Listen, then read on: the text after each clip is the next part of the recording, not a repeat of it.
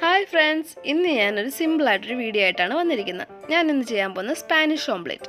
ഇതിലേക്ക് ആവശ്യമായ ഇൻഗ്രീഡിയൻസ് ഒരു ഉരുളക്കിഴങ്ങ്, ഒരു സവാള, ഒരു പച്ചമുളക്, കുറച്ച് ഉപ്പ്, 3 മുട്ട, കുറച്ച് തേങ്ങ, കുറച്ച് കുരുമുളക്. ആദ്യം പാൻ ചൂടാക്കി അതിലേക്ക് ഒരു ടേബിൾ സ്പൂൺ എണ്ണ ഒഴിക്കുക. അതിലേക്ക് സവാള, ഉരുളക്കിഴങ്ങ്, പച്ചമുളക്, ഉപ്പ് ഇത് ഇത്രയും കൂടെ ഒരുമിച്ചിട്ടാണ് നമ്മൾ വഴറ്റുന്നത്. ഈ ഉരുളക്കിഴങ്ങ് അരിയാൻ നേരത്ത് നല്ല തിന്നായിട്ട് അരിയണം. കാര്യം എന്ന് വെച്ച് കഴിഞ്ഞാൽ സാധാരണഗതിയിൽ സ്പാനിഷ് ഓംലെറ്റ് ഉണ്ടാക്കുന്നതെന്ന് പറഞ്ഞാൽ നല്ല ഡീപ് ഫ്രൈ ചെയ്താണ്, നല്ല എണ്ണയിൽ വറുത്ത് കോരിയാണ് അത് ചെയ്യുന്നത്. അപ്പോൾ നമ്മൾ ആ ഒരു പ്രോസസ്സ് ഒന്ന് കട്ട് ഡൗൺ ചെയ്യാനായിട്ട്, അതായത് നമുക്കൊരു ഹെൽത്തി വേർഷൻ എന്നുള്ള രീതിയിലാണ് കുറച്ച് എണ്ണയിൽ നല്ല നൈസായിട്ട് അരിഞ്ഞതിട്ട് വഴറ്റിയെടുത്തത് നമുക്കൊരു നല്ല വഴറ്റി നല്ല ബ്രൗൺ കളർ ആകുമ്പോഴത്തേക്ക് നമുക്കത് ഒരു പ്ലേറ്റിലേക്ക് മാറ്റി വയ്ക്കാം.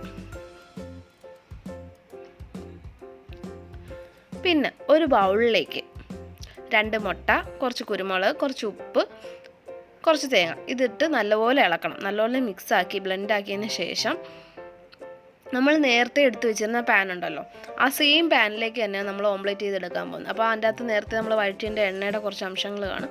അപ്പോൾ ഈ ഓംലെറ്റ് ചെയ്യാൻ വേണ്ടി വേറെ എണ്ണ ഒഴിക്കേണ്ട ആവശ്യമില്ല. അതുകൊണ്ടാണ് സെയിം പാനിൽ തന്നെ നമ്മളിത് ഓംലെറ്റ് ചെയ്യാൻ പോകുന്നത്. പാനിൻ്റെ സൈസ് ചെറുതാണെങ്കിൽ അത്രയ്ക്ക് നല്ല തിക്കായിട്ടുള്ള സ്പാനിഷ് ഓംലെറ്റ് നമുക്ക് കിട്ടും. നോർമലി ഇത് നല്ല തിക്കായിട്ടാണ് വരുന്നത്. അപ്പം തിക്കായിട്ട് ചെയ്യണമെങ്കിൽ ഉള്ള ഒരു കാര്യം, പാനിൻ്റെ സൈസ് കുറയ്ക്കുക, പിന്നെ ലോ ഫ്ലെയിമിലിട്ട് ചെയ്യുക.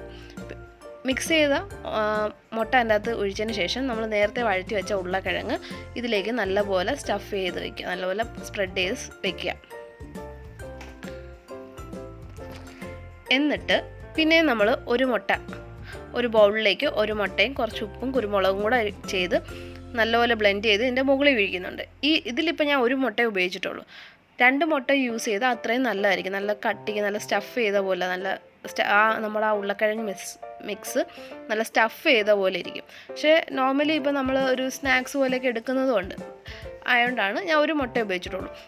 നേരെ മറിച്ച് ഇത് അവർ യൂസ് ചെയ്യുന്ന പോലെ ബ്രേക്ക്ഫാസ്റ്റ് ഐറ്റം ആയിട്ടാണ് യൂസ് ചെയ്യുന്നതെങ്കിൽ 2 മുട്ട ഇട്ട് ചെയ്യുമ്പോൾ അത് നല്ല ഒരു പെർഫെക്റ്റ് മീലായിരിക്കും, കുറച്ചും കൂടെ ഹെൽത്തി ആയിരിക്കും. കുറച്ചും കൂടെ മുട്ട ചേരുന്നുണ്ടല്ലോ, അപ്പം ഒത്തിരി കൂടെ ഹെവി ആയിട്ട് നമുക്ക് കഴിക്കാൻ പറ്റും. ഇത് നല്ലപോലെ ഒന്ന് സ്പ്രെഡ് ചെയ്തതിന് ശേഷം മുകളിലുള്ള ഉരുളക്കിഴങ്ങ് ഇതിപ്പോൾ ഒരു ലൈറ്റ് ഒരു കോട്ടിങ് മാത്രമേ ആവുന്നുള്ളൂ. 2 മുട്ട ഉണ്ടെങ്കിൽ അത്യാവശ്യം നല്ല കട്ടിയൊരു കോട്ടിങ് വരും. അതിനുശേഷം ഇത് നമ്മളൊരു അടപ്പ് വെച്ച് അടച്ചു വയ്ക്കുകയാണ്, മൂടി വെച്ച് അടച്ചു വയ്ക്കുകയാണ്. അപ്പോൾ നമുക്ക് ഈ കണ്ണാടി അടപ്പായതുകൊണ്ട് നമുക്ക് കാണാൻ പറ്റും. ഇത് ഒരുപാട് വേവേണ്ട കാര്യമില്ല കേട്ടോ. ലൈറ്റായിട്ടൊരു അത്യാവശ്യം പകുതി ഹാഫ് കുക്കായി കഴിഞ്ഞാൽ നമുക്കൊരു ഇതിനെ മാറ്റിയെടുക്കാം. ഇത് വലിയ പാടൊന്നുമില്ല ഇത് തിരിച്ചിടാനായിട്ട്.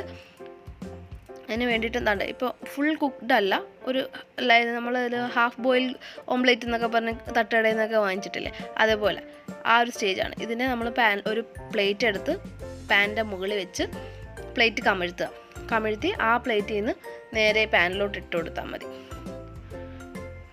പാനിലോട്ട് ഇട്ട് കഴിഞ്ഞാൽ വേവാൻ വലിയ സമയമൊന്നും വേണ്ട, മുട്ട ആയതുകൊണ്ട്. സേവിങ് പ്ലേറ്റിലോട്ട് മാറ്റുക. പിന്നീട് നമുക്ക് ചൂടോടെ മുറിച്ച് കുട്ടികൾക്ക് കൊടുക്കാവുന്നതാണ്. കുട്ടികൾക്ക് പറ്റിയ നല്ലൊരു ഹെൽത്തി പ്രോട്ടീൻ റിച്ച് ഫുഡാണ്. ഇതുപോലത്തെ വേറൊരു ഐറ്റം ഉണ്ട് കേട്ടോ, ചീസി ഓംലെറ്റ്. അതിൻ്റെ വീഡിയോ ഞാൻ പിന്നീട് എപ്പോഴെങ്കിലും ഒന്ന് ചെയ്യാം. അപ്പം ഈ വീഡിയോ എല്ലാവർക്കും ഇഷ്ടപ്പെട്ടെങ്കിൽ ലൈക്ക് ചെയ്യുക, സബ്സ്ക്രൈബ് ചെയ്യുക, ഷെയർ ചെയ്യുക. അപ്പോൾ അടുത്ത വീഡിയോയുമായി വരുന്നത് വരെ ബൈ.